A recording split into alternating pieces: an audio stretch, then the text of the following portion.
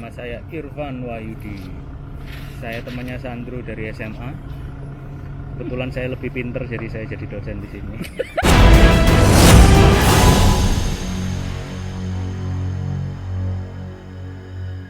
Oke, ketemu lagi bersama Wong Ganteng sak donya. Dan kali ini kita berada di depan kantor Rektorat ya Universitas Airlangga. Kebetulan saya ketemu dengan teman SMA, teman satu kampus, dan sekarang kita masih berteman dan pakai masker supaya aman. Dan ini adalah dosen dari kampus kita Universitas Airlangga. Bolehlah diperkenalkan, Pak dosen, boleh Halo. diperkenalkan. Ya, nama saya Irfan Wahyudi. Saya temannya Sandro dari SMA. Kebetulan saya lebih pinter, jadi saya jadi dosen di sini. Cocok asli. Betul. Sawan nengal ini. Yang apa? Terus dosen apa, Bro? Oh iya, dosen ilmu hitam. Ilmu komunikasi ya. Di Fakultas Ilmu Sosial Politik. Ya, dosen komunikasi. Dan kalian tahu lulus sekolahnya juga gak main-main ini di Bro, ngomong S2-nya Di Australia.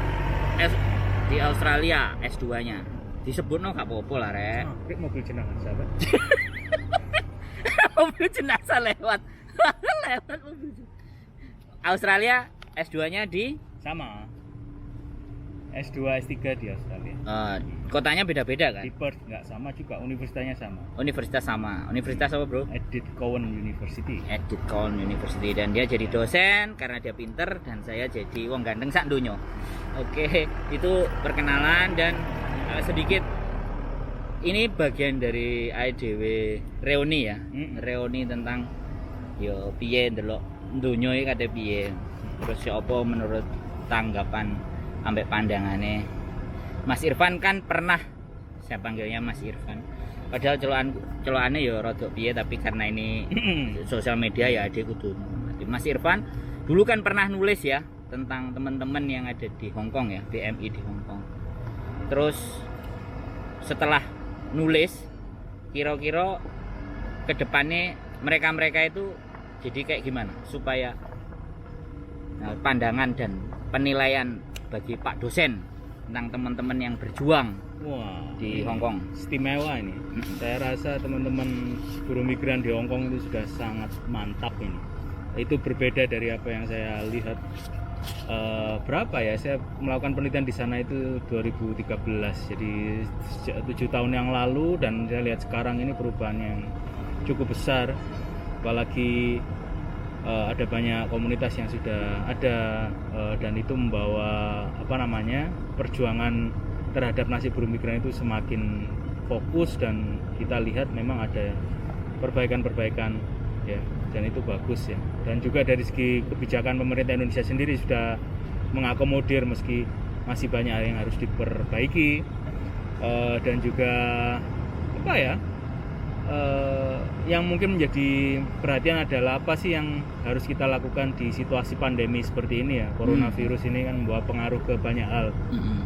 Jadi tidak hanya bekerja seperti biasa, tapi sudah harus mulai melihat nanti akan seperti apa pekerjaan beberapa tahun ke depan kalau situasinya seperti ini. Banyak perubahan yang terjadi, banyak krisis ekonomi di Indonesia juga terjadi krisis, banyak orang kehilangan pekerjaan.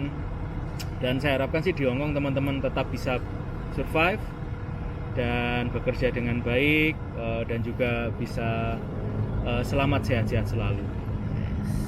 Mantap. Dari Pak dosen ya. Ini Pak dosen ngomong tok ya dibayar iki. Ngomongnya dibayar. Jadi Iya dah. Hah? Iya dah. Lho kon lah dosen tele, dobel. Kon lah dosen sih, nek dosen iku kowe ngomong kan mesti dibayar toh. Ya Kak. Ukurannya duduk toko duwe. Terus Tapi toko akeh transferan. aku sing goblok apa aku sing mengong to, setok akeh transferan. Gua play. Jadi perkembangan bagus ya. Jadi nek aku tanya yo,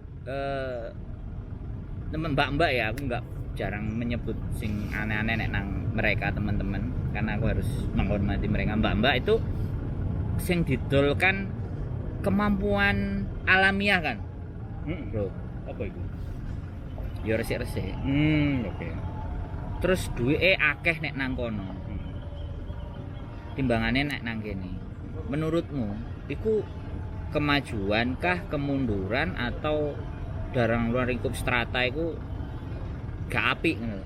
Karena terimage namanya tenaga kerja wanita atau buruh migran Indonesia, nah itu kan image gitu loh. Tapi nek menurut akademisi, sampean wong-wong akademisi, orang-orang yang di dunia pendidikan, kira-kira piye? Ada perubahan cara pandang ya terhadap citra buruh migran itu ya. Itu berbeda sekali dengan apa yang terjadi 10 atau 20 tahun yang lalu gitu. Bahwa sekarang ini pekerja migran sangat dihargai karena ya orang jadi sadar bahwa mereka tidak hanya stigmanya, tidak mempunyai stigma negatif seperti dulu yang istilahnya orang-orang dianggap orang-orang yang terbuang karena kesulitan ekonomi terus pergi ke luar negeri bekerja di bidang-bidang pekerjaan yang tidak diinginkan. Tapi sekarang nyatanya di Indonesia sendiri pemahaman mengenai orang-orang yang bekerja dan tinggal di luar negeri itu sudah berubah gitu.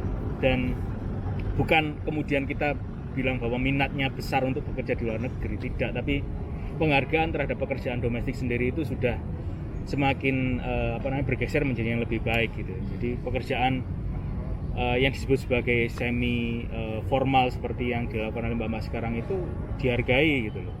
Tidak seperti dulu yang isinya ya jadi buruh, jadi batur. Sekarang ini tidak banyak terjadi seperti itu. Nah, itu perubahan ini tidak terjadi serta-merta. Ada campur tangan dari para aktivis, dari buruh migran sendiri untuk mengubah cara pandang itu, dan itu saya rasa cukup berhasil gitu. Salut. Jadi ini buat teman-teman bahwa seseorang yang punya kredibilitas ya kan dosen rek. Jadi ini kita menanyakan pendapat seorang dosen gitu. Jadi kalau ada kalian dibilang ABCD bla bla bla bla, itu sesuatu yang nggak benar menurut saya dan itu keliru. Lagi pula yo akeh kan komunitas sekarang di Hong Kong itu mereka tidak hanya pintar dalam bekerja aja, tapi mereka di luar juga iso sangar maneh. Iya. Sing ekstrim kan bakulan barang kan. Oke. Terus aku takon apa maneh ya. Terus ada rencana mau menulis dan mengangkat mereka lagi nggak?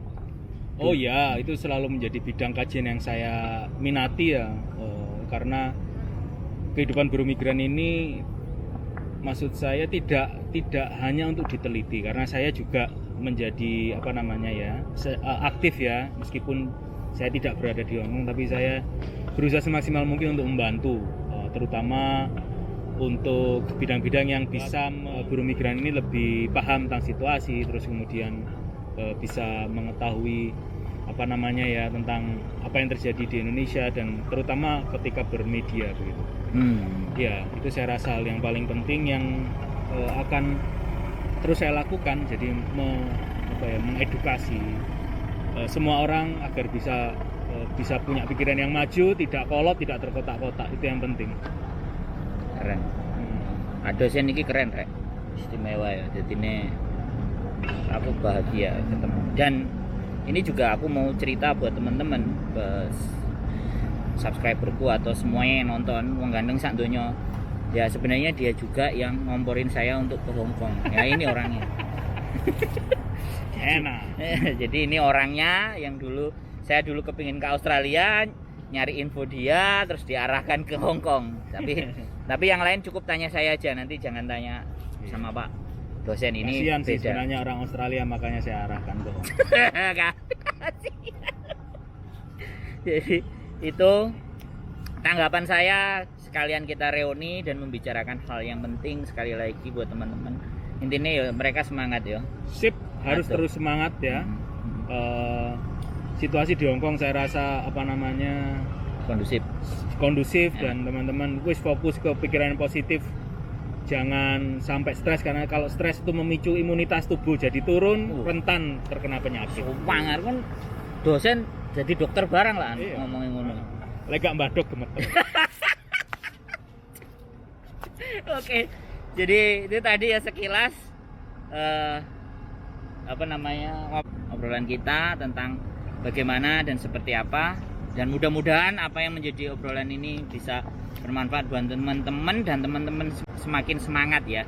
Siap. Jadi seperti itu ya Mas Bro. Oke. Pokoknya nanti kita akan ada di acara yang luar biasa atau di tulisannya Pak dosen yang Ya. luar biasa. Teman-teman akan masuk lagi ke tulisannya beliau Pak dosen ini, dan apa nilai plusnya dan seperti apa. Oke, ditunggu Sip. aja. Terima kasih ya. Ya, tetap semangat.